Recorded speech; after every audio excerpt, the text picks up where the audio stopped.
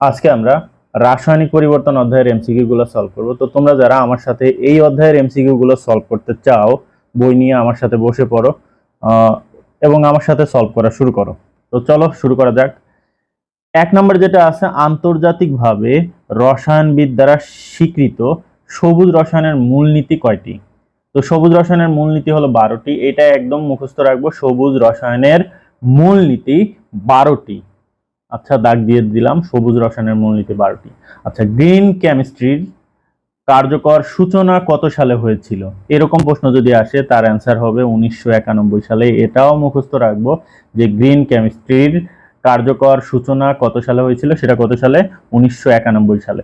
এর পরের প্রশ্ন হলো 3 নাম্বার, বিক্রিয়ার হারের একক নিচের কোনটি? তো সেটা বের করার জন্য আমাদের বিক্রিয়ার হার সম্বন্ধে একটু ধারণা থাকতে হবে। তো বিক্রিয়ার হার হার সমান হলো ঘনমাত্রার পরিবর্তন বাই কি? সময়ের পরিবর্তন। তো আমরা জানি ঘনমাত্রার একক হলো মোলার, মোল পার লিটার বা মোল পার ডিএম কিউব। তো উপরে যদি আমি মোলার বসাই আর নিচে যদি সময়ের একক সেকেন্ড বসাই তাহলে মোলার পার সেকেন্ড হবে। আবার যদি উপরে এই যে মোল পার লিটার বসাই আর নিচে সেকেন্ড বসাই তাহলে এককটা হবে মোল পার লিটার পার সেকেন্ড, মোল পার লিটার পার সেকেন্ড। আবার যদি উপরে তুমি এই যে মোল পার ডিএম কিউব এটা বসাও, মোল পার ডিএম কিউব, আর নিচে যদি সেকেন্ড থাকে তাহলে মোল পার ডিএম কিউব পার সেকেন্ড। তার মানে কি, আমাদের বিক্রিয়ার হারের একক মোলার পার সেকেন্ড, মোল পার লিটার পার সেকেন্ড, তারপরে মোল পার ডিএম কিউব পার সেকেন্ড। তো সেই ক্ষেত্রে আমাদের এইখানে অপশন আছে এইটা মোল পার লিটার পার সেকেন্ড। আমরা একটু খুঁজে বের করি যে বিক্রিয়ার হারের একক কোনটা।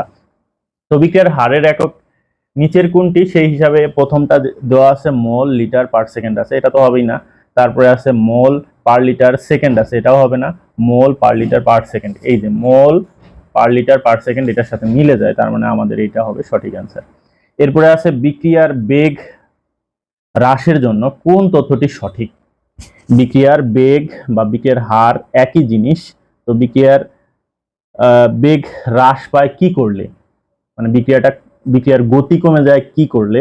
তো যদি তুমি ঘনমাত্রা বাড়াও বিক্রিয়ার গতি বাড়বে, তাপমাত্রা বাড়াইলে বিক্রিয়ার গতি বাড়ে, বিক্রিয়কের পৃষ্ঠতল যদি বৃদ্ধি করো তাও গতি বাড়বে, কিন্তু যদি সক্রিয়ণ শক্তি বাড়াও, বিক্রিয়ক পদার্থসমূহের উৎপাদে পরিণত হতে সর্বনিম্ন যে শক্তি প্রয়োজন হয় সেটাকে সক্রিয়ণ শক্তি বলে। শক্তি যত বেশি লাগে উৎপাদ তত কম হয়, আর শক্তি যত কম লাগবে উৎপাদ তত সহজে উৎপন্ন হবে। এজন্য সক্রিয়ণ শক্তি যদি বেশি হয় বিক্রিয়ার বেগ হ্রাস পাবে। তার মানে আমার 4 নাম্বারের গটা হলো সঠিক। তাপমাত্রার সাথে বিক্রিয়ার হারের সম্পর্ক কিরূপ? তো এইটা একটু মনে রাখবো, বিক্রিয়ার হার এবং তাপমাত্রা পরস্পর সমানুপাতিক। তাপমাত্রার সাথে বিক্রিয়ার হারের সম্পর্ক কি? সমানুপাতিক। ওকে, তারপরে কোন বিক্রিয়ার হার সবচেয়ে বেশি? তো সেক্ষেত্রে আমাদের প্রথমে ক নাম্বার দেওয়া আছে CH4 প্লাস Cl2। এখানে এইচ নিউ লেখা আছে। এইচ নিউ হলো সূর্যালোক। তো সূর্যালোকের উপস্থিতিতে যে বিক্রিয়া সংঘটিত হয় সেই বিক্রিয়ার হার বেশি থাকে। তো আমাদের প্রশ্নের অ্যান্সার হবে ক। ঠিক আছে। আচ্ছা, তো রাসায়নিক বিক্রিয়ায় কখন ডেল এইচ সমান ডেল ই হয়? তো আমরা জানি ডেল এইচ সমান ডেল ই প্লাস পি ডেল ভি, মানে অভ্যন্তরীণ শক্তির সাথে যদি সিস্টেমের চাপ এবং আয়তনের পরিবর্তনের গুণফল যোগ করা হয় সেটাই হলো কি বলো? এনথালপি। যদি এই আয়তনের পরিবর্তন ডেল ভি সমান 0 হয় তাহলে তো এই পুরাটা 0 হবে, তখন ডেল এইচ সমান কি হবে? ডেল ই হবে। তার মানে আয়তনের পরিবর্তন যদি না হয় তাহলে সেক্ষেত্রে ডেল এইচ সমান ডেল ই হবে। তো আমরা দেখি আমাদের অপশনে আছে কিনা যে রাসায়নিক বিক্রিয়ায় কখন ডেল এইচ সমান ডেল ই হবে, যদি আয়তন স্থির থাকে। সূত্রটাও একটু লিখে রাখতে পারো, তোমাদের কাছে সহজই মনে হবে যে ডেল এইচ সমান ডেল ই প্লাস পি ডেল ভি। যদি ডেল ভির মান 0 হয় অর্থাৎ আয়তনের পরিবর্তনটা 0 হয় তখন এটা তো পুরোটাই 0 হবে, তখন ডেল এইচ সমান কি হবে? ডেল ই হবে। ওকে, এরপরে কোনটি সাম্যাবস্থার বৈশিষ্ট্য নয়? তো সাম্যাবস্থার বৈশিষ্ট্য নয় কোনটি সেটা হলো, দেখো সাম্যাবস্থার 4টা বৈশিষ্ট্য আছে। একটা হলো সাম্যের স্থায়িত্ব, উভয় দিক থেকে সুগম্যতা, বিক্রিয়ার অসম্পূর্ণতা, আর হলো প্রভাবকের ভূমিকাহীনতা। সাম্যের স্থায়িত্ব, উভয় দিক থেকে সুগম্যতা, বিক্রিয়ার অসম্পূর্ণতা, আর একটা হলো কি? প্রভাবকের ভূমিকাহীনতা। তো সেটাই যদি আসি, সাম্যের স্থায়িত্ব তো আছে, উভয় দিক থেকে সুগম্যতাও আছে, বিক্রিয়ার অসম্পূর্ণতা আছে, কিন্তু বিক্রিয়ার হার সাম্য অবস্থার কি নয়? বৈশিষ্ট্য নয়। তার মানে এইটা 8 এর গ হবে সঠিক অ্যান্সার। নিচের কোনটি তাপহারী বিক্রিয়া? তো তাপহারী বিক্রিয়া আমরা জানি অক্সিজেন দিয়ে কোনো কিছু পোড়াইলেই তাপ উৎপন্ন হয়, যেমন কার্বনকে যদি অক্সিজেন দিয়ে পোড়ানো হয় তাপ উৎপন্ন হবে, হাইড্রোজেনকে অক্সিজেন দিয়ে পোড়ানো হইলে তাপ উৎপন্ন হবে, মিথেনকেও যদি অক্সিজেন দিয়ে পোড়ানো হয় অবশ্যই তাপ উৎপন্ন হবে। কিন্তু নাইট্রোজেনের ক্ষেত্রে নাইট্রোজেনের আছে কি NN ট্রিপল বন্ড আছে, N2 NN ট্রিপল বন্ড, মানে N2 এর ক্ষেত্রে এইটা আছে।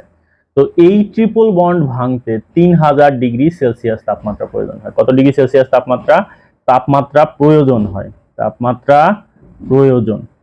তার মানে অক্সিজেন দিয়ে যদি আমি এই নাইট্রোজেনের সাথে বিক্রিয়া ঘটাইতে চাই, আমার কত ডিগ্রি সেলসিয়াস তাপমাত্রা প্রয়োজন হবে? এখানে তো উৎপন্ন হওয়া দূরে থাক, আরো 3000 ডিগ্রি সেলসিয়াস তাপমাত্রা প্রয়োজন হচ্ছে। এই কারণে যদি নাইট্রোজেন থাকে আর তার সাথে অক্সিজেনের এই বিক্রিয়া হয়, তাহলে সেটা হবে অবশ্যই তাপহারী বিক্রিয়া। এখন দেখি কোনটি ঋণাত্মক প্রভাবক। তো ঋণাত্মক প্রভাবক হিসাবে ব্যবহার করা হয়ে থাকে সাধারণত গ্লিসারিন অথবা H3PO3, একটু লিখে রাখতে পারো H3PO3 বা গ্লিসারিন ঋণাত্মক প্রভাবক।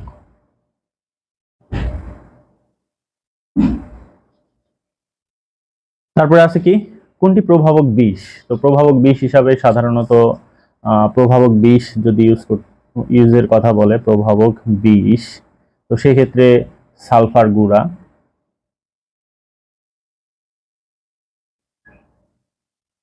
আর আর্সেনিক অক্সাইড AS2O3, এটা হলো কি বলো আমাদের প্রভাবক বিষ হিসাবে ব্যবহার করা হয়ে থাকে।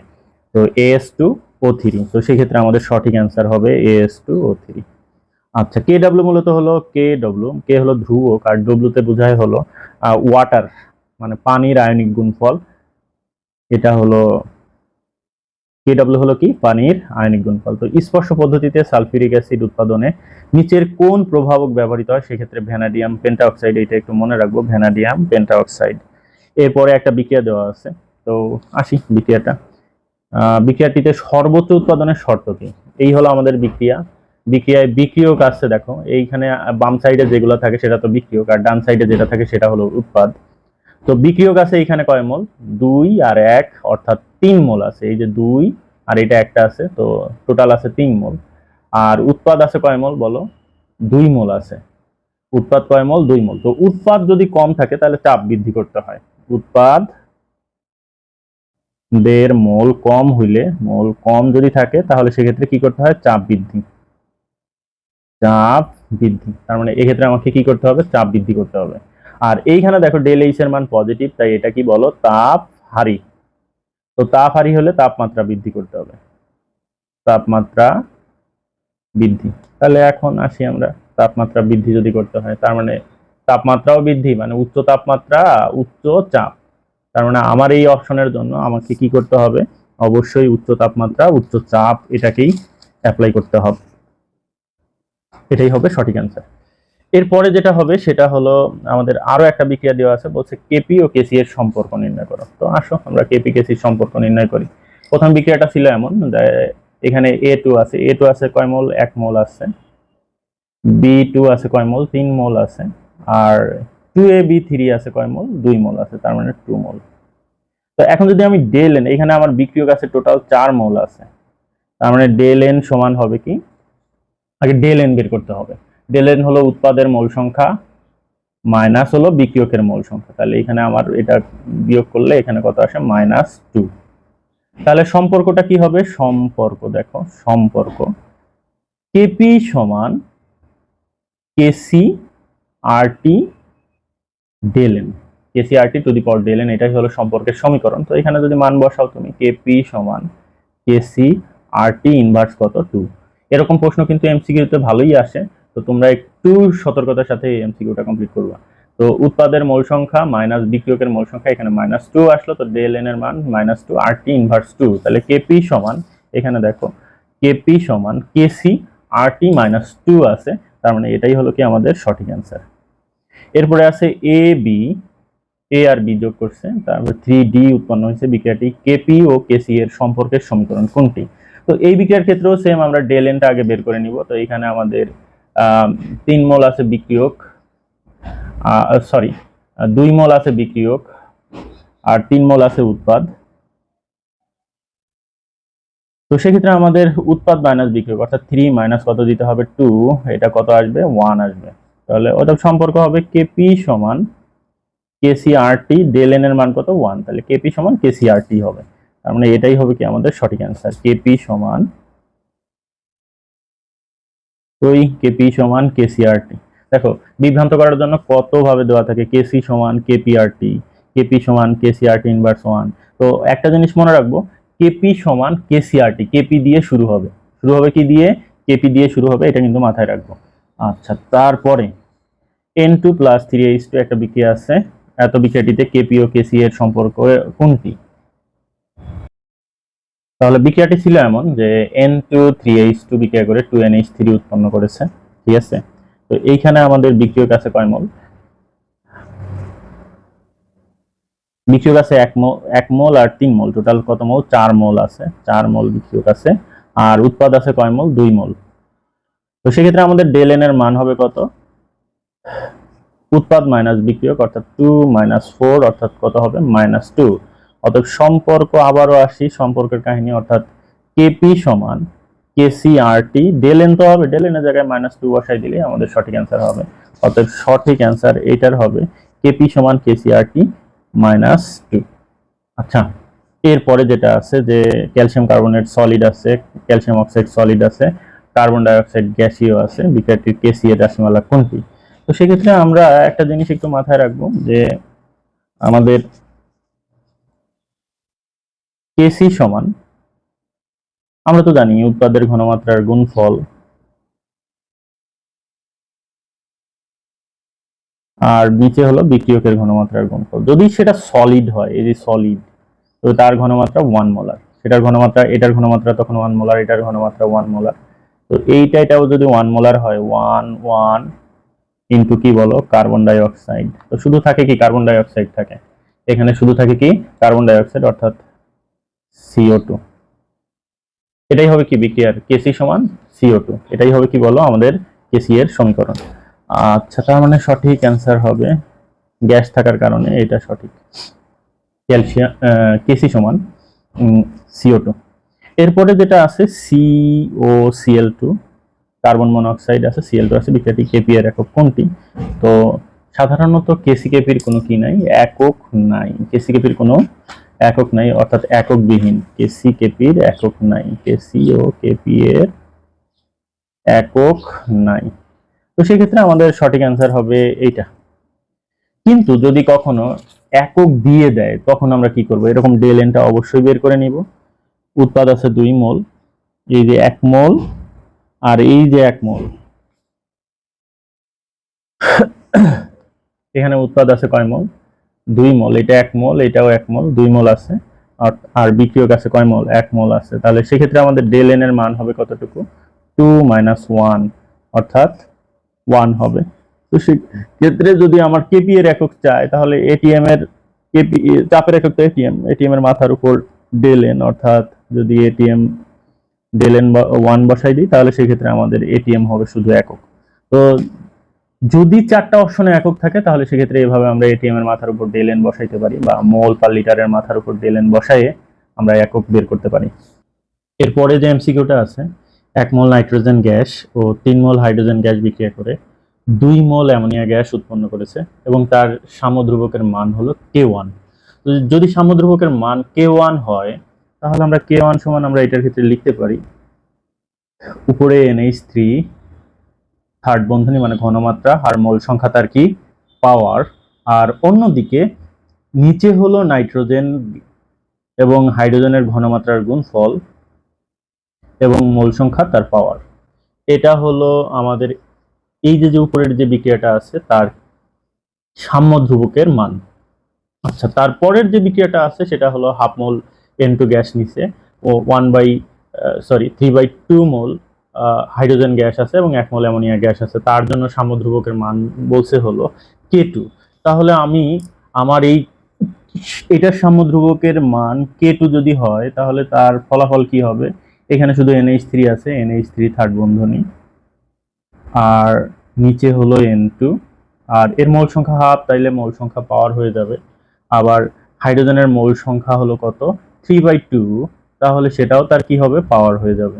এখন কি করব, এইটার সমান যদি বানাইতে চাই, দেখো এখানে NH3 কি আছে, স্কয়ার আছে, কিন্তু এখানে NH3 স্কয়ার নাই।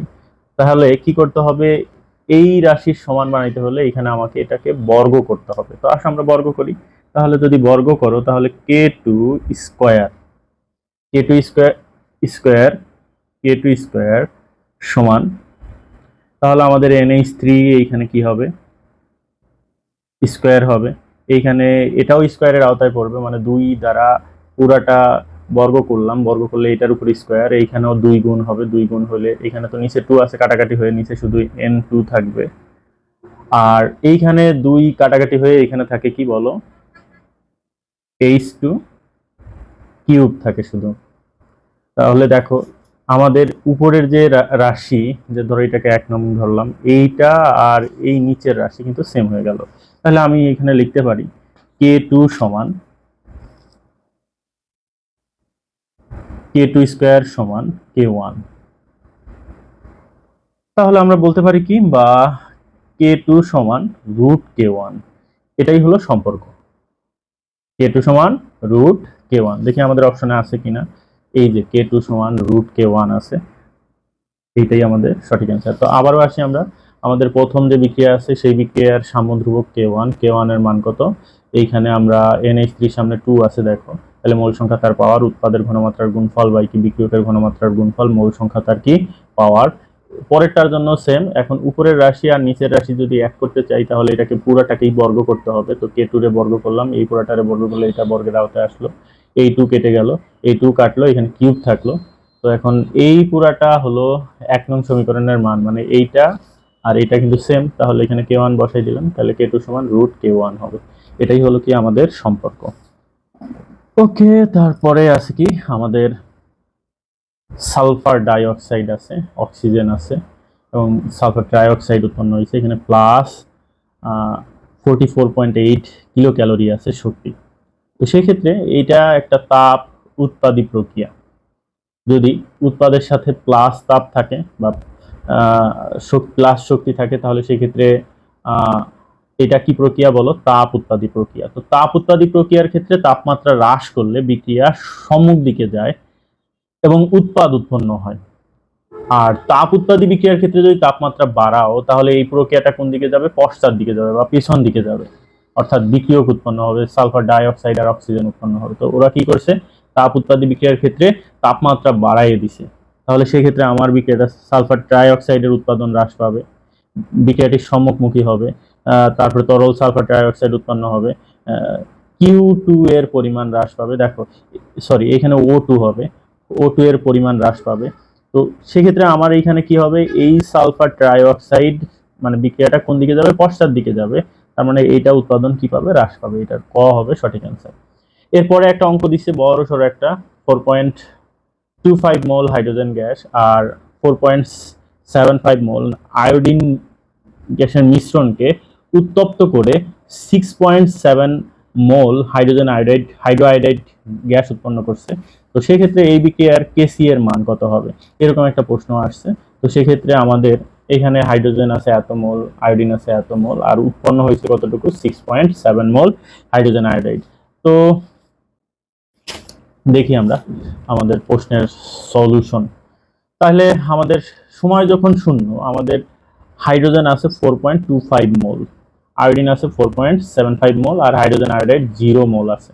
মানে যখন বিক্রিয়া শুরুই হয় নাই উৎপাদ আছে কতটুকু, 0। যখন বিক্রিয়া হয়ে গেছে এখানে 2 আলফা পরিমাণ উৎপন্ন হয়েছে, সেই 2 আলফা আসছে কোন জায়গা থেকে, এই 4.25 থেকে আলফা পরিমাণ বাদ গেছে, আবার 4.75 থেকে আলফা পরিমাণ বাদ গেছে, বাদ গিয়ে এখানে 2 আলফা পরিমাণ তৈরি হয়েছে। তো 2 আলফা এর মান কত, 6.7, মানে 6.7 হাইড্রোজেন আয়োডাইড হাইড্রোআয়োডাইড উৎপন্ন হয়েছে। তো 2 আলফা সমান এত, তো আলফা এর মান কত, এরকম 6.7 আছে, তাকে 2 দ্বারা ভাগ করলে আমরা আলফা এর মান পাবো।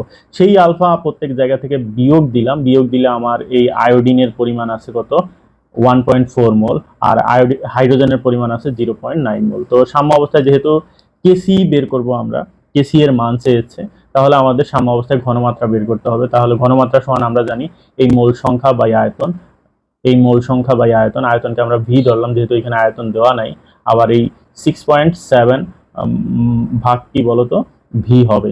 তো তারপর আমরা কেসি সমীকরণে যদি বসাই দিই তাহলে উৎপাদের ঘনমাত্রার গুণফল, উৎপাদ এখানে এইচআই আছে, সামনে 2 আছে, তাহলে মোল সংখ্যা তার পাওয়ার হবে।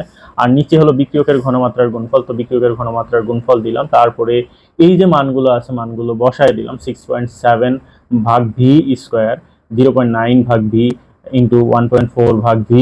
এরপরে পুরাটা কমপ্লিট করার পরে এইখানে দেখো স্কোয়ার করে আমরা ক্যালকুলেশন করার পর 35.62 অ্যান্সার আসে। এটাই আমাদের সঠিক অ্যান্সার, 35.62। তাহলে দেখো আমাদের অ্যান্সারের মধ্যে আছে কিনা। প্রথমটায় 2.22 আছে, বইতে এইটাও উত্তর লেখা আছে, কিন্তু এটা তো হওয়ার কথাই না। তো সঠিক অ্যান্সার হবে কোনটা? 35.15। মানে এই যে 35 আসছে তার কাছাকাছি 35.62 আসছে, তো তো এর কাছাকাছি হইলেই হবে। এটাই হলো আমাদের অ্যান্সার। এরপরে আছে N2O4 ডাইনাইট্রোজেন ট্রাইঅক্সাইড আর হলো নাইট্রোজেন ডাইঅক্সাইড আছে, দুই মূল উৎপন্ন হয়েছে। তো বিক্রিয়ায় এদের আংশিক চাপ দেওয়া আছে, যথাক্রমে এদের আংশিক চাপ কত কত দেওয়া আছে। এই যে কাউকে আংশিক চাপে প্রকাশ করতে হলে বড় করে একটা পি দিব, তার নিচে ছোট করে N2O4, মানে এটা বোঝাচ্ছে N2O4 এর আংশিক চাপ। আংশিক চাপের মান কত? 0.69 ATM দেওয়া আছে। আবার PNO2 এর আংশিক চাপ দেওয়া আছে কত? 0.31 ATM দেওয়া আছে। তো আমরা জানি কেপি সমান উৎপাদের আংশিক চাপ বাই কি বিক্রিয়কের আংশিক চাপ আর মোল সংখ্যা তার পাওয়ার। তো এখন এই যে মানগুলো আছে, আংশিক চাপ তো দেওয়াই আছে, তো আমি যদি বসায় দিই, এখানে যদি তুমি বসায় দাও মানগুলা 0.69, 0 স্কোয়ার, 0.31, তো এটা বসাইলে এখানে একটা মান আসবে। সেটা কত আসবে আশা করি? সেটা আসবে 0.139 আসবে, 139। তার মানে এটাই হলো আমাদের সঠিক অ্যান্সার, 0.139। তাহলে এই 0.139ই হবে কি আমাদের সঠিক অ্যান্সার। এরপর আছে হেবার পদ্ধতিতে অ্যামোনিয়া উৎপাদনে কোন ধরনের প্রভাবক ব্যবহার করা হয়? অবশ্যই আয়রন ব্যবহার করা হয়, একটু মাথায় রাখবো। তারপর অম্লীয় KMNO4 ও অক্সালিক অ্যাসিড দ্রবণের জারণ বিজারণ বিক্রিয়ায় কোনটি অটোপ্রভাবক রূপে কাজ করে, মানে স্বপ্রভাবক হিসাবে Mn2+ কাজ করে। এটা মনে রাখবো, খুবই গুরুত্বপূর্ণ, কে স্বপ্রভাবক হিসাবে কাজ করে? Mn2+। নিচের কোনটি অধিক তীব্র বা শক্তিশালী অ্যাসিড? তো শক্তিশালী অ্যাসিড বের করার জন্য সবগুলোর সাথে দেখো অক্সিজেন আছে, এরা অক্সো অ্যাসিড। যে অ্যাসিডের কেন্দ্রীয় পরমাণু জারণ সংখ্যার মান বেশি, ওই অ্যাসিড তত বেশি শক্তিশালী। তো এইখানে এর কেন্দ্রীয় পরমাণু জারণ সংখ্যার মান +7, এইটার কেন্দ্রীয় পরমাণু জারণ সংখ্যার মান +6, এইটার কেন্দ্রীয় পরমাণু জারণ সংখ্যার মান এখানে হলো মাইনাস, অক্সিজেনের হলো -2 ইন্টু 4, তার মানে -8। আর এখানে হাইড্রোজেনের হলো +1 ইন্টু 3, তার মানে 8 থেকে যদি 3 বাদ দাও তাহলে কত হবে? +5। আবার নাইট্রিক অ্যাসিডেরও কত হবে? +5। তো এখানে সবচেয়ে বেশি জারণ সংখ্যা কার? এই কেন্দ্রীয় পরমাণু জারণ সংখ্যা সবচেয়ে বেশি হলো HClO4 এর। তাই HClO4 এর HClO4টাই সবচেয়ে শক্তিশালী অ্যাসিড হবে। তার মানে এইটা হবে আমাদের সঠিক অ্যান্সার। তো অনেকেই আছো যারা জারণ সংখ্যা বের করতে পারো না, এইটা শর্টকাট ভাবে বের করবা। এই অক্সিজেন থাকে, হাইড্রোজেন থাকে, ক্লোরিন রে দরকার হলে এক্স ধরবা, হাইড্রোজেন রে প্লাস মানে এক্স দিয়ে, অক্সিজেনটার -2 ইন্টু অক্সিজেনের জারণ সংখ্যা -2 সাথে 4 গুণ দিবা, আবার এদিকে প্লাস দিয়ে হাইড্রোজেনের জারণ সংখ্যা একটু লিখবা, হাইড্রোজেন কত? +1 আছে, টোটালটার জারণ সংখ্যা 0। তো কমপ্লিট করলে দেখবা যে এক্স এর মান কত আসবে? +7 আসবে।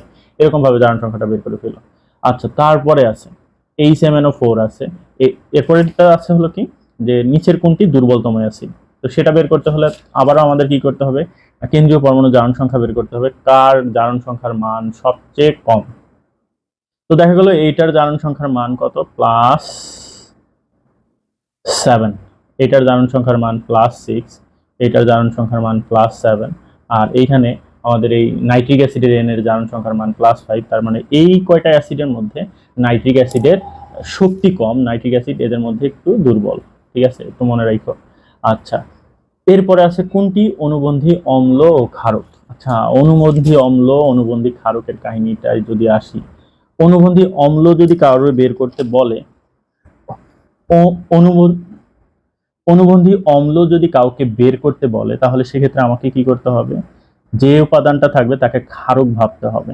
আর ক্ষারক বিক্রিয়াকালে কি করে? প্রোটন গ্রহণ করে। তো প্রোটন তো গ্রহণ করলো, এটা গ্রহণ করলে H3O+ তৈরি হয়, এটা একটা অনুবন্ধী অম্ল। আবার যদি অনুবন্ধী ক্ষারক তৈরি করতে বলি তাহলে সেটা পূর্বের যেটা থাকবে সেটাকে আমরা অ্যাসিড ভাববো। তো অ্যাসিড ভাবলাম H3O+ কে, H3O+ থেকে H2O উৎপন্ন হলো। তো H3O+ আর H2O, মানে এইখান থেকে একটা H+ ত্যাগ করে H2O তৈরি হলো। তো H3O+ আর H2O এটা হলো অনুবন্ধী অম্ল ক্ষারক যুগল। তার মানে এইটার আমাদের সঠিক অ্যান্সার হবে H3O+ আর H2O। আচ্ছা, H3PO2 এর ক্ষারকত্ব কত? অনেক সময় এইটা এমসিকিউতে আসে। এটা আমাদের করতে হলে একটু গাঠনিক সংকেত জানা প্রয়োজন। দেখো মাঝে মাঝে এই তিনটার মধ্যে আসে H3PO4, H3PO3, তারপরে H3PO2, এদের কেন্দ্রীয় পরমাণু, সরি, এদের ক্ষারকত্ব কত আসে। তো সেই ক্ষেত্রে আমরা কি করব, ফসফরাস দিব। ফসফরাসের যোজনী 5। তো এই মাথার উপর অক্সিজেন দিব একটা। অক্সিজেন দিলে এখানে অক্সিজেন বাকি থাকে কয়টা? 3টা। আর হাইড্রোজেনও 3টা থাকে, তো 3টা, 3 দিকে OH দিব। তো OH যতটা ক্ষারকত্ব তত, একটু মাথায় রাখবো, OH যতটা ক্ষারকত্ব তত। তার মানে এইখানে OH আছে কয়টা? 3টা। তার মানে এটার ক্ষারকত্ব কত? 3। তারপরেরটা PO, একটা অক্সিজেন চলে গেলে বাকি থাকে 2টা অক্সিজেন। তো সেক্ষেত্রে আমি OH দিলাম। আর হাইড্রোজেন আছে কিন্তু 3টা, OH দিলাম একটা, আবার এদিকে একটা OH দিলাম, আর এদিকে একটা হাইড্রোজেন। তার মানে এখানে OH আছে 2টা। তার মানে এর ক্ষারকত্ব কত? 2। এর ক্ষারকত্ব 2। আর এর পরেরটায় যদি আমরা P দিয়ে মাথার উপর অক্সিজেন দিই, বাকি থাকে অক্সিজেন একটা। তার মানে OH হয় একটা। আর এখানে কিন্তু আরো 2টা হাইড্রোজেন আছে, সেই 2টা হাইড্রোজেন এর সাথে সমযোজী বন্ধনের মাধ্যমে যুক্ত হবে। তো এখানে OH আছে একটা, তার মানে এর ক্ষারকত্ব কত হবে? 1 হবে। তো সেই ক্ষেত্রে আমার এই গাঠনিক সংকেত দিলে কার ক্ষারকত্ব কত সেটা আমি কিন্তু সহজেই নির্ণয় করতে পারবো। তার মানে H3PO2 এর ক্ষারকত্ব কত? 1। সবার ক্ষেত্রেই দেখো 3টা করে হাইড্রোজেন আছে, কিন্তু এর ক্ষারকত্ব কত? 3। এর ক্ষারকত্ব 2। আর এর ক্ষারকত্ব কত? 1। তার মানে আমার এই প্রশ্নের সঠিক অ্যান্সার হবে H3PO2 বলছে, তাহলে ক্ষারকত্ব কত হবে? 1 হবে। Al2O3 এর অম্লত্ব কত? নিচেরটি কোনটি সঠিক? তার মানে কারো যদি অম্লত্ব বের করতে বলে তাহলে অম্লত্বের সংজ্ঞাটা কি, যে 1 মোল ক্ষারককে প্রশমিত করতে যত মোল মনোপ্রোটিক অ্যাসিড প্রয়োজন হয়, মানে একটা H+ বিশিষ্ট অ্যাসিড প্রয়োজন হয়, তার সংখ্যাকে কি বলা হয়? ওই ক্ষারকের অম্লত্ব বলা হয়ে থাকে। তো বিক্রিয়া করলে এখানে কত মোল অ্যাসিড প্রয়োজন হয়? অ্যালুমিনিয়ামের জারণ সংখ্যা তো +3, AlCl3 তৈরি হবে। আর সাথে কি হবে? 2টা অ্যালুমিনিয়াম আছে, এখানে 2 দিলাম, আর সাথে তৈরি হবে পানি, H2O। তো সেই ক্ষেত্রে অ্যালুমিনিয়াম যেহেতু 2টা আসছে, ক্লোরিন হয়ে গেছে কয়টা বলো? 6টা। তার মানে এখানে 6 দিতে হবে, এখানে 3 দিতে হবে। তার মানে এইখানে Al2O3 এর জন্য 6 মল HCl প্রয়োজন হচ্ছে। এই কারণে এর অম্লত্ব কত? 6। তাহলে আমার এটার সঠিক অ্যান্সার হবে কি হবে? 6। ওকে। এরপরে NH3 যৌগের অনুবন্ধী অম্ল কোনটি? এইটা বোঝার জন্য একটা জিনিস, যদি অনুবন্ধী অম্ল, অনুবন্ধী অ্যাসিড, অনুবন্ধী ক্ষারক এই প্রশ্নগুলো আসে, তো অনুবন্ধী অম্ল যদি বলে তার মানে পূর্বেরটা হলো কি? ক্ষারক। অনুবন্ধী অম্ল বা অ্যাসিড বললে পূর্বেরটা ক্ষারক। অনুবন্ধী ক্ষারক বললে এটা অ্যাসিড। তো ক্ষারক কি করে? প্রোটন গ্রহণ করে। তার মানে NH3 একটা প্রোটন গ্রহণ করে যেটা তৈরি করবে সেটা হলো কি? অনুবন্ধী অ্যাসিড। প্রোটন গ্রহণ করলে N আছে একটা, H হয়ে যাবে 4টা, NH4, আর এই প্লাসটা মাথার উপর দিলাম। তার মানে এইটা হবে কি আমার? অনুবন্ধী অ্যাসিড। অনুবন্ধী অ্যাসিড। তার মানে আমার এটার সঠিক অ্যান্সার হবে NH4+। এটা আমাদের সঠিক অ্যান্সার।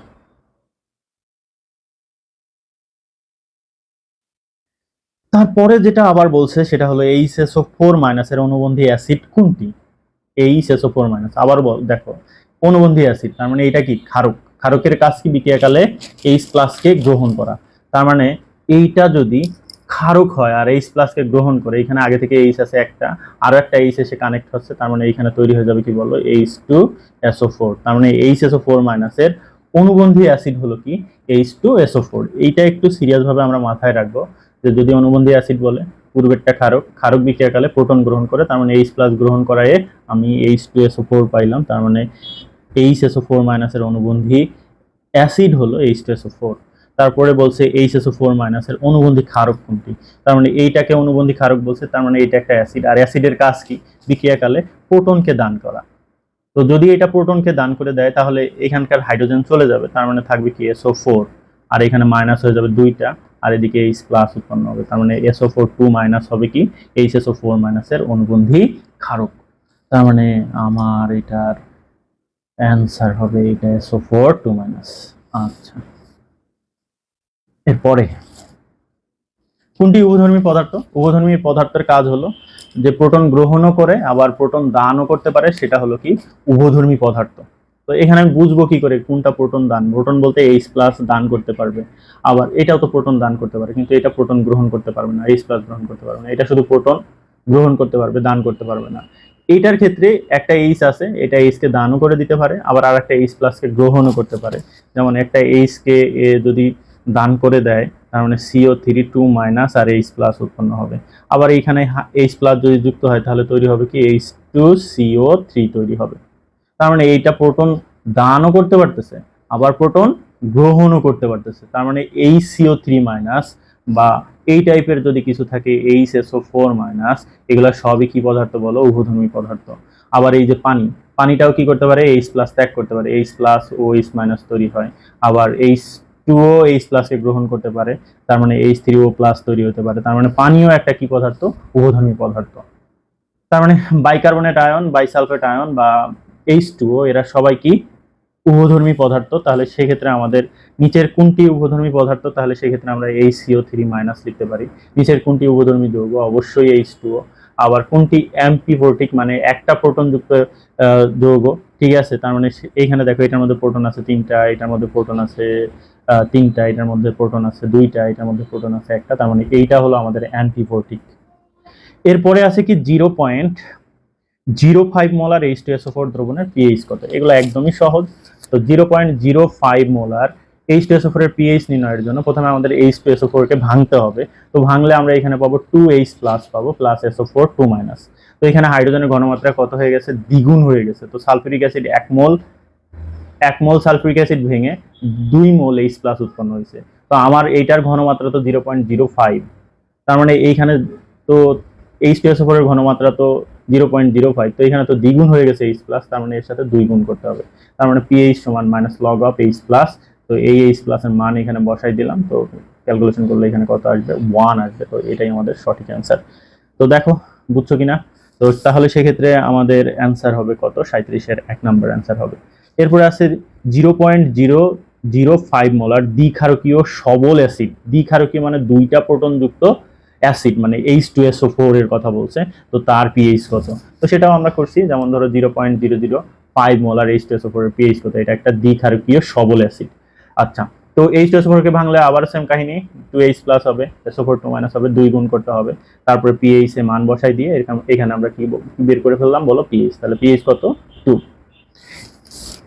তাহলে এটার পিএইচও কত হবে? 2 হবে। আবার পরেরটাও সেম প্রশ্ন দিছে, তাহলে তার পিএইচও কত হবে? 2 হবে। আচ্ছা, নিচের কোন দ্রবণের ক্ষেত্রে পিএইচ এর মান সর্বাধিক? এখানে এই প্রশ্ন নিয়ে অনেকেরই প্যাচ লাগে মাথার মধ্যে। ঠিক আছে, দেখো HCl আছে কত? 0.01 মোলার আছে। HNO3 আছে 0.01 মোলার। তারপরে সালফিউরিক অ্যাসিড আছে 0.01 মোলার। আবার 0.01 মোলার কি আছে? কার্বনিক অ্যাসিড আছে।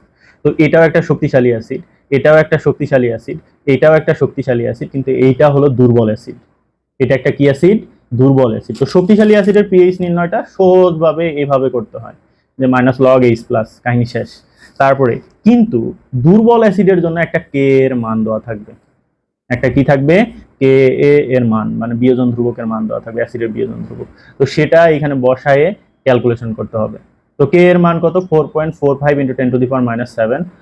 এই কার্বনিক অ্যাসিডের এখানে তো দেওয়া নাই, যেহেতু মৃদু অ্যাসিড দেওয়া, তাহলে বুঝে নিতে হবে এর পিএইচ কি হবে? সর্বোচ্চ হবে। তো এইটার ঘনমাত্রার মান বসায়ে কাহিনী করলে এখানে 4 পয়েন্ট সামথিং একটা পিএইচ আসে। বা আর অন্যগুলোর পিএইচ, যেমন এটার পিএইচ আসবে 2, এটার পিএইচ 2 সামথিং আসবে, এটার 2 এর থেকেও কিছুটা কম আসবে, আর এটার 4 পয়েন্ট সামথিং আসে।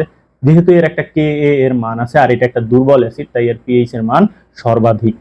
ওকে, নিচের কোন পিএইচ মানের দ্রবণটিতে H প্লাসের ঘনমাত্রা কি থাকে? বেশি থাকে। তো পিএইচ আর H প্লাসের ঘনমাত্রা পরস্পর কি ব্যস্ত আনুপাতিক, মানে পিএইচ যত কম H প্লাসের ঘনমাত্রা তত কি হবে? বেশি হবে। পিএইচ যত কম H প্লাসের ঘনমাত্রা তত বেশি। তো পিএইচ এদের মধ্যে কম কার? 2.3, ঘ হবে অ্যান্সার। তারপর বিশুদ্ধ পানির H+ এর মান কত? বিশুদ্ধ পানির H+ এর ঘনমাত্রা 10⁻⁷ মোলার। আবার বিশুদ্ধ পানির পিএইচ কত? 7। এটা একটু মনে রাখবো, বিশুদ্ধ পানির পিএইচ 10⁻⁷ মোলার। এরপরে যেটা আছে সেটা হলো আমাদের ইথানোয়িক অ্যাসিড আছে, যার Ka এর মান দেওয়া আছে 1.8 × 10⁻⁵, আর ঘনমাত্রা দেওয়া আছে 0.1 মোলার। ঠিক আছে, এর পিএইচ কত? এটা একটা মৃদু অ্যাসিড। তো পিএইচ নির্ণয়ের সূত্রটা এমন, পিএইচ সমান একদম মৃদু অ্যাসিডের পিএইচটা এরকম, আর তীব্র অ্যাসিডের জন্য -log(H+ দিলে হবে। কিন্তু এই সব মৃদু অ্যাসিড যাদের Ka দেওয়া থাকবে তাদের জন্য পিএইচ নির্ণয়ের সূত্র হবে -log√K × C। তো এখানে মান বসাইতে হবে, মান বসাইলে অ্যান্সার আসবে 2.87। কত আসবে? এটা যদি তুমি ক্যালকুলেশন করো অ্যান্সার আসবে 2.87। তাহলে এইটা কমপ্লিট করার পর 2.87 যেহেতু আসলো, তাহলে এটা হবে আমাদের সঠিক অ্যান্সার 2.87। তারপর দুটি দ্রবণের পিএইচ যথাক্রমে কত? 3 এবং 6। তাহলে দ্বিতীয়টি অপেক্ষা কত গুণ বেশি অম্লীয়, মানে প্রথমটা এইটা অপেক্ষা কত গুণ বেশি অম্লীয়? তো সেটার জন্য আমরা প্রথমে OH- এর ঘনমাত্রা বের করব। OH- এর ঘনমাত্রা হলো 10⁻PA-PH। তো এখানে 10⁻PH মানে 10⁻³ মোলার, আবার এইখানে 10⁻6 মোলার। তো এটা ভাগ করলে দেখা গেল কত আসে? 1000 গুণ বেশি হয়। তারপর তুমি আরেকটা কাজ করতে পারো, দুইটা বিয়োগও করতে পারো। পিএইচ দুইটার বিয়োগ করলে 6 - 3, তার মানে 3 আসে। অর্থাৎ কত গুণ? 10⁻³ গুণ বেশি, অর্থাৎ 1000 গুণ বেশি, 1000 গুণ বেশি। ওকে, এরপরে দেখো, তার মানে 1000 গুণ বেশি, এটা হবে আমাদের সঠিক অ্যান্সার। এরপরে আছে 0.1 মোলার HCl এর পিওএইচ মান কত? এইরকম প্রশ্ন যদি আসে তাহলে আমাকে করতে হবে প্রথমে 0.1 মোলার HCl এর পিএইচ কত আছে। তো HCl কে ভাঙতে হবে, H+ এর ঘনমাত্রা হবে 0.1 মোলার। তাহলে পিএইচ এর সূত্র কি? যেহেতু এটা একটা তীব্র অ্যাসিড, -log(H+), তো এখানে বসাই দিলাম। তাহলে পিএইচ এর মান আসলো 1। এরপরে পিএইচ + পিওএইচ এর মান বসাইলাম। তো পিএইচ এর মান যেহেতু 1 আছে সেটা এখানে বসাই দিলাম। 13 আসে। তো আমাদের অ্যান্সার কত হবে? 13। এই যে এটা সঠিক অ্যান্সার। এরপরটা আছে যে 12.5% সোডিয়াম হাইড্রোক্সাইড দ্রবণের পিএইচ মান কত? তো এইটার ক্ষেত্রে এত পার্সেন্ট বলতে বোঝায় 100 ml দ্রবণে সোডিয়াম হাইড্রোক্সাইড আছে কত? 12.5 গ্রাম। তার মানে এস এর মান হবে, এস আমরা বের করব, এই যে ডব্লিউ হলো 12.5 গ্রাম, আর সোডিয়াম হাইড্রোক্সাইডের আণবিক ভর 40, ভি হলো কত? 100 ml। তাহলে এস সমান ডব্লিউ × 1000/mv। তো এখানে বসাইলে আমরা ঘনমাত্রা পাবো কত? ক্যালকুলেশন করে দেখো, 3.125 মোলার পাবো, 3.125 মোলার। তো এরপরে এই সোডিয়াম হাইড্রোক্সাইডের আমরা তো ঘনমাত্রা পেয়ে গেলাম। তো সোডিয়াম হাইড্রোক্সাইড ভাঙলে 3 পয়েন্ট কত OH- এর ঘনমাত্রা, একটা সোডিয়াম হাইড্রোক্সাইড ভেঙে একটাই OH- পাইছি, তার মানে এরও যা ঘনমাত্রা OH- এর ঘনমাত্রা তাই হবে। তো 3.125 মোলার হবে। তো তারপরে যেহেতু OH- এর ঘনমাত্রা পাইছি, তাহলে আমাকে প্রথমে পিওএইচ বের করতে হবে। তো পিওএইচ বের করলাম, সেটা কত হলো? -0.0941। তো তারপরে আমাদের পিএইচ + পিওএইচ সমান 14 এ বসাবো, এই সূত্রে বসাবো। তাহলে পিএইচ সমান 14 - পিওএইচ। তো এখানে বসানোর পরে আমরা পিএইচ কত পেলাম? 14.494। কমপ্লিট করলে 14.494 পাবো। তার মানে 14.494 তো নাই, 14.51 আছে। এটা হবে আমাদের সঠিক অ্যান্সার। এরপর আছে 1% সোডিয়াম হাইড্রোক্সাইডের দ্রবণের পিএইচ কত? সেম ভাবে করতে হবে, যে 100 ml দ্রবণে সোডিয়াম হাইড্রোক্সাইড আছে 1 গ্রাম। তারপরে এস এর মানটা বের করে ঘনমাত্রাটা বের করব। তারপর সোডিয়াম হাইড্রোক্সাইডের OH- এর কাহিনীটা করতে হবে। তাহলে OH- 0.25। এরপরে আমাদের পিওএইচ বের করে ফেলাইলাম, 0.25 দিয়ে 0.6 আসলো। তাহলে পিএইচ তাহলে কত আসবে? 14 - পিওএইচ। তো এখানে বসাইলে 13.4 আসবে আমাদের অ্যান্সার, 13.4। সেমিমোলার সোডিয়াম হাইড্রোক্সাইড দ্রবণের পিএইচ কত? সেমিমোলার মানে কত? দ্রবণের ঘনমাত্রা 0.5 মোলার। তো 0.5 মোলার সোডিয়াম হাইড্রোক্সাইডের পিএইচ কত? সোডিয়াম হাইড্রোক্সাইড ভাঙলে Na+ আর OH- পাবো। OH- এর ঘনমাত্রা এখানে কতটুকু? 0.5 মোলার। তাহলে পিওএইচ সমান -log(OH-), তার মানে -log(0.5). তো এখানে বসাইলে আমাদের অ্যান্সার আসবে কত? 0.3। তার মানে এটা হলো আমাদের 0.3 আসবে অ্যান্সার। এরপরে আছে কোন দ্রবণের OH- আয়নের ঘনমাত্রা 3.5 × 10⁻⁴ হলে পিএইচ কত হবে? তো প্রথমে আমরা একটু কাজ করবো, যেহেতু OH- এর ঘনমাত্রা দেওয়া আছে, আমরা জানি H+ × OH- সমান কত? 10⁻⁴। প্রথমে H+ এর ঘনমাত্রা এই সূত্র দিয়ে বের করে নিব। 10⁻14 আছে আর নিচে ওইস মাইনাস, তাহলে 10⁻14 ভাগ কত 3.5 ইন্টু 10⁻4। তো এখানে ক্যালকুলেশন করলে আমাদের যেটা আসবে 2.85 ইন্টু 10⁻11। তো সেক্ষেত্রে আমরা এটাকে পিএইচ এর সমীকরণে বসাই দিলে এখানে আমরা পিএইচ পাবো কত 10.54। তাহলে এইটার আমার সঠিক অ্যান্সার হবে 10.54। আচ্ছা, এরপর যেটা আছে সেটা হলো একটি দ্রবণের পিএইচ হলো 6, ওই দ্রবণে আরও HCl দ্রবণ যোগ করে দ্রবণের পিএইচ 3 করা হলো। শেষ দ্রবণে H প্লাস আয়নের মোলার ঘনমাত্রা কত বৃদ্ধি ঘটেছে? তো এইখানে আমাদের পিএইচ কত 6, তারপরে পরবর্তী পিএইচ কত হয়েছে 3 হয়েছে। তো পিএইচ এর পার্থক্য কত বা পিএইচ এর পরিবর্তন কত হয়েছে সেটা হয়েছে 3, তার মানে 10⁻3 1000 টাইম সেটা কি হবে বলো পরিবর্তন করবে। তার মানে এইটার অ্যান্সার হবে 10⁻3 টাইম। আচ্ছা, এরপরে হলো 52 নম্বর, 10⁻⁹ মোলার সোডিয়াম হাইড্রোক্সাইডের পিএইচ এর মান নিচের কোনটির নিকটতম হবে? তো আমরা যদি একটু দেখি 10⁻9 মোলার সোডিয়াম হাইড্রোক্সাইডের পিএইচ আছে, বের করব আমরা। সেটা করতে গেলে আমাদের সোডিয়াম হাইড্রোক্সাইডকে প্রথমে ভাঙতে হবে, Na plus plus OH minus তৈরি হবে। তো OH মাইনাসের ঘনমাত্রা কত 10⁻⁹ মোলার। তো সেটা যদি আমরা এই POH যেহেতু OH মাইনাস পেয়েছি তাহলে POH এর সমীকরণে বসাইতে হবে, তাহলে সেটা হবে minus log of H minus সূত্র। তো এটাতে মান বসাইলে 10⁻⁻ যদি 9 থাকে মাইনাস লগ অফ 10⁻⁹ থাকলে আমাদের POH এর মান হবে 9। এরপরে PH প্লাস POH এ যদি বসাই, আমরা জানি যে PH প্লাস POH সমান 14, তো PH সমান 14 মাইনাস POH হবে, তারপরে PH সমান 14 মাইনাস 9, এই 9 বসাইলে আমরা PH এর মান পেয়ে যাব। তোমরা খাতা এগুলা কিন্তু অবশ্যই একটু তুলে নিও বা কইরো। তার মানে আমার এখানে PH এর মান কত পাওয়া গেছে 5। এই যে আমাদের 52 নম্বর যেটা আছে সেটার অ্যান্সার হবে কত 5 হবে। আচ্ছা, 0.01 মোলার সোডিয়াম হাইড্রোক্সাইড দ্রবণের পিএইচ কত? তো সেম ভাবে 0.01 মোলার সোডিয়াম হাইড্রোক্সাইডের পিএইচ কত, এরকম প্রশ্নের অ্যান্সারে সোডিয়াম হাইড্রোক্সাইডকে ভাঙতে হবে, ভেঙে সোডিয়াম প্লাস আর OH মাইনাসকে আলাদা করলাম। OH মাইনাসের ঘনমাত্রা কত 0.01 মোলার। তো সেক্ষেত্রে পিওএইচ এর মান কত আসবে, এই যে মাইনাস লগ অফ OH মাইনাসে বসাই দিলাম 0.01, তো 2 আসলো। তারপর পিএইচ প্লাস পিওএইচ সমান 14, তাহলে পিএইচ সমান 14 মাইনাস পিওএইচ, তো এখানে বসাইলে আমরা পিএইচ এর মান কত পাবো 12 পাবো। তার মানে এইটার অ্যান্সার কত হবে 12। এরপরে 54 নাম্বার, তো 54 নাম্বার যে প্রশ্ন আছে দেখো দুইটাই ক্ষার মিশ্রিত করা হয়েছে। সোডিয়াম হাইড্রোক্সাইড এত আয়তনের সোডিয়াম হাইড্রোক্সাইড আবার এত আয়তনের সোডিয়াম হাইড্রোক্সাইড মিশ্রিত করছে, তো ঘনমাত্রা কত হবে? তো সেক্ষেত্রে আমাদের সূত্র হলো SnVn সমান S1V1 প্লাস S2V2, মানে একই জাতীয় দ্রবণ অর্থাৎ অ্যাসিড বা ক্ষার যদি তুমি মিশ্রিত করো তাহলে সেক্ষেত্রে সূত্র হলো SnVn সমান S1V1 প্লাস S2V2। তো সেক্ষেত্রে আমাদের Sn হবে কি S1V1 plus S2V2 by Vn।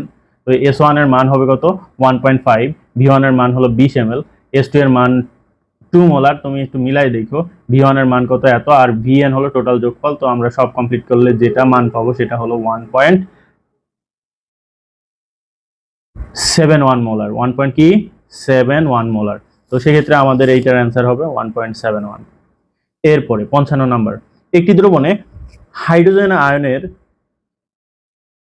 Molar ঘনমাত্রা 1 × 10⁻⁹ হলে হাইড্রোক্সিল আয়নের মোলার ঘনমাত্রা কত হবে? তো সেক্ষেত্রে আমাদের সূত্র হলো একটু যদি আমরা একটু বের করি, সেটা হলো এখানে আমাদের H প্লাস এর ঘনমাত্রা আছে কত 1 × 10⁻⁹ মোলার। তো আমাদের সূত্র হলো H plus into OH minus সমান 10⁻14। তো OH মাইনাস সমান তাহলে কি হবে 10⁻14 ভাগ H প্লাস হবে। তো সেক্ষেত্রে 10⁻14 উপরে থাকবে আর ওই 10⁻9 নিচে থাকবে, তো হবে কত 10⁻5। তার মানে আমাদের অ্যান্সার হবে কত 10⁻5 অ্যান্সার হবে। এরপরে আসছে 25 ডিগ্রি সেলসিয়াস বা কক্ষ তাপমাত্রায় বিশুদ্ধ পানির আয়নিক গুণফলের মান কত? তো আয়নিক গুণফলের মান হলো 10⁻14। KW এর মান কত 10⁻14 বা K × KB এর মান কত 10⁻14। অবশ্যই মনে রাখবো KW এর মান কত 10⁻14। তো FeCl3 এর জলীয় দ্রবণের পিএইচ কত হবে? তো FeCl3 কে যদি পানির সাথে বিক্রিয়া দেওয়া হয় FeOH3 আর HCl উৎপন্ন হয়। তো HCl একটি তীব্র অ্যাসিড আর এটা মৃদু ক্ষারক। তীব্র অ্যাসিড আর মৃদু ক্ষারকের দ্রবণটা হয় কি বলো, অম্লীয় হয়। আর অম্লীয় যদি হয় তাহলে পিএইচ এর মান 7 থেকে কি হবে, ছোট হবে। পিএইচ এর মান 7 থেকে কি হবে, ছোট। তার মানে আমাদের অ্যান্সার কি হবে, 7 থেকে যেটা ছোট আছে সেটা হবে এইটা অ্যান্সার। আচ্ছা, 2% সোডিয়াম কার্বনেট দ্রবণের পিএইচ কত? এই একটা প্রশ্ন খুবই গুরুত্বপূর্ণ, পরীক্ষা আসে। তো 2% সোডিয়াম কার্বনেটের ক্ষেত্রে আমাদের লিখতে হবে 100 ml দ্রবণে সোডিয়াম কার্বনেট আছে কত গ্রাম, 2 গ্রাম। তার মানে ঘনমাত্রা কত, ঘনমাত্রা বের করার জন্য ডব্লিউ এর মান 2 গ্রাম, এম এর মান কত, সোডিয়াম কার্বনেটের আণবিক ভর 106, ভি এর মান 100 ml। তো এখানে বসাইলে এর সমান ডব্লিউ ইন্টু 1000 বাই এমভি তে বসাইলে, তো সেক্ষেত্রে আমাদের ঘনমাত্রা আমরা পাইছি কত, 0.189 মোলার। এখন আমাদের এই সোডিয়াম কার্বনেট যখন পানিতে দ্রবীভূত হবে, এটা তো একটা লবণ, তো 2Na প্লাস আর CO3 2 মাইনাস উৎপন্ন হয়। এই CO3 2 মাইনাস পানির সাথে যখন বিক্রিয়া করে, তো বিক্রিয়া করলে সেক্ষেত্রে এই CO3 মাইনাস আর কি হয়, OH মাইনাস উৎপন্ন হয়। তো একটা OH মাইনাস তৈরি হয়।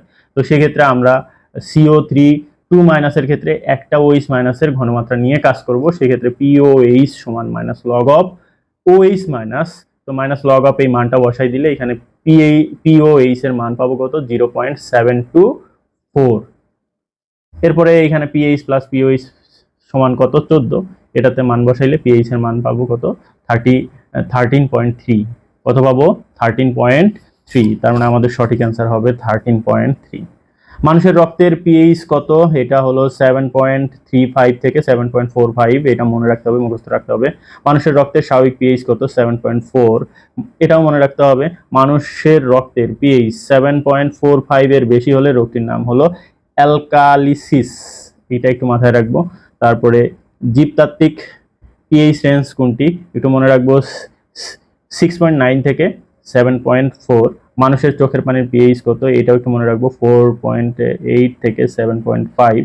পাকস্থলী পাচক রসের পিএইচ 4.74 হলে এইচ প্লাস আয়নের ঘনমাত্রা কত?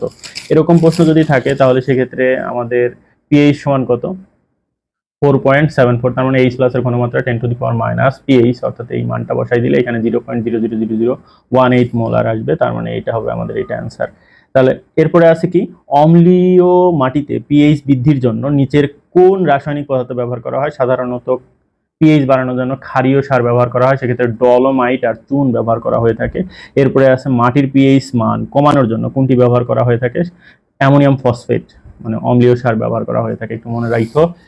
এরপরে আছে 67 নাম্বার, বাফার দ্রবণের থেকে প্রশ্ন আসছে, নিচের কোন জোড়া অম্লীয় বাফার দ্রবণ তৈরি করে? তো অম্লীয় বাফার দ্রবণ হওয়ার শর্ত হলো সেটা কি হতে হবে, যে মৃদু অ্যাসিড এবং তার লবণ হইতে হবে। যদি আমি ইথানোয়িক অ্যাসিড আর সোডিয়াম হাইড্রোক্সাইডকে একসাথে মিশ্রিত করি তাহলে সেক্ষেত্রে মৃদু অ্যাসিড এবং তার লবণ তৈরি হয়, তীব্র তড়িৎ বিশ্লেষ্য লবণ তৈরি হয়। এই কারণে এইটা একটা বাফার দ্রবণ, অম্লীয় বাফার দ্রবণের অংশ।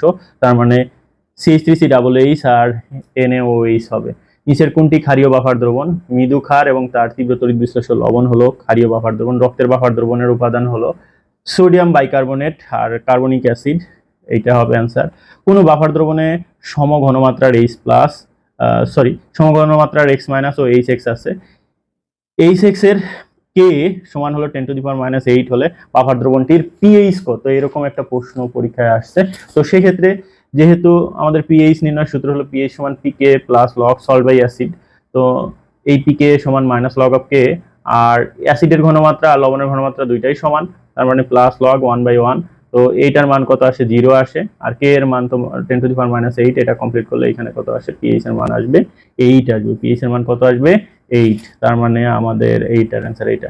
এরপরে অম্লীয় বাফার দ্রবণের পিএইচ নির্ণয়ের সমীকরণ হলো পিএইচ সমান pK plus log salt by acid, প্রথমটাই হবে। আচ্ছা, তারপরে 1 মোল ইথানল এর পূর্ণ দহনে কত মোল কার্বন ডাই অক্সাইড উৎপন্ন হয়? তো কার্বন ডাই অক্সাইড উৎপন্ন হবে কি, যদি আমরা ইথানলকে পুরাই তাহলে কার্বন ডাই অক্সাইড উৎপন্ন হবে CO2, আর সাথে কি উৎপন্ন হবে, পানি।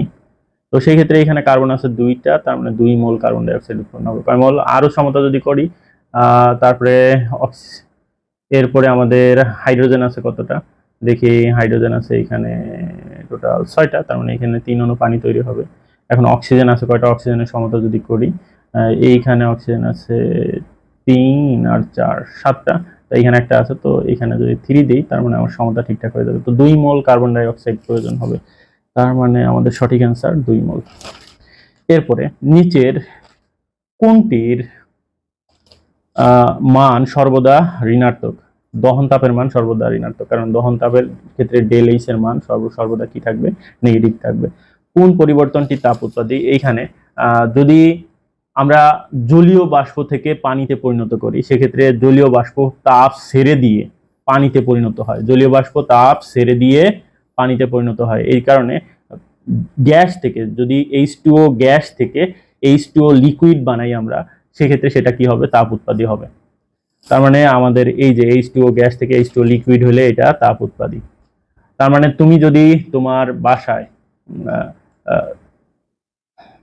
ফ্রিজে পানি রেখে পানিকে ঠান্ডা, তুমি যদি কি করো, পানিকে তাপ দিয়ে বাষ্প বানাও, তার মানে সেটা তাপ শোষণ করতেছে। আবার যদি বরফকে পানি বানাও, সেক্ষেত্রে বরফে তাপ দিলে তাপ শোষণ করে পানিতে পরিণত হচ্ছে, তাহলে এটাও তাপ হারি। আবার যখন বরফকে গ্যাস বানাও, তাহলে বরফকেও তাপ দিয়ে তুমি গ্যাস বানাচ্ছ, তার মানে এটাও কি বলো? তাপ হারি। নিচের কোনটি অদাহ্য পদার্থ? নাইট্রোজেন। নাইট্রোজেন অদাহ্য পদার্থ, ঠিক আছে, মনে থাকবে বা মনে রেখো। এরপরে যে বিক্রিয়াটা আছে, এখানে ডেল এইচ এর মান হবে কি? বিক্রিয়া তাপ। ডেল এইচ এর মান কি হবে? বিক্রিয়া তাপ। তীব্র অ্যাসিড ও তীব্র ক্ষারকের প্রশমন তাপের মান কত? -57.34 কিলোজুল। এটা একটু আমরা মাথায় রাখবো যে তীব্র অ্যাসিড তীব্র ক্ষারকের প্রশমন তাপের মান -57.34 কিলোজুল। তীব্র ক্ষারক মৃদু অ্যাসিডের প্রশমন তাপের মান কত? -55.14 কিলোজুল। আর হলো সোডিয়াম হাইড্রোক্সাইড ও HF এর প্রশমন তাপের মান কত হয়? -68.60 কিলোজুল। একটু মনে রাখবো, তার মানে এইটা হবে আমাদের -57.34 কিলোজুল। এরপরে নাম্বার 78, আমাদের লাস্ট নাম্বার, সেটা হলো এখানে আমাদের মিথেনকে ক্লোরিনের সাথে বিক্রিয়া দিয়ে CH2Cl2 ও 2HCl তৈরি করা হয়েছে। তো এখানে CH আছে হলো 4টা, তো 4 গুণ CH এর বন্ধন শক্তি আছে, সেটা গুণ করে দিয়েছি। Cl2 আছে 2টা, তো সেটার বন্ধন শক্তি গুণ করে দিয়েছি। আবার পরেরটাই দেখো, CH আছে 2টা, তো তার বন্ধন শক্তি গুণ করে দিয়েছি। আবার CCl আছে 2টা, তার বন্ধন শক্তি গুণ করে দিয়েছি। আবার 2HCl সেক্ষেত্রেও তার বন্ধন শক্তি গুণ করে দিয়ে এখানে আমরা ডেল এইচ সমান H1 - H2 বসায় যে মানটা পাইছি সেটা হলো কত? -212 কিলোজুল পার মোল। আমরা কত পেয়েছি? সেটা হলো -212 কিলোজুল। ঠিক আছে, তো ভালো থেকো, আল্লাহ হাফেজ।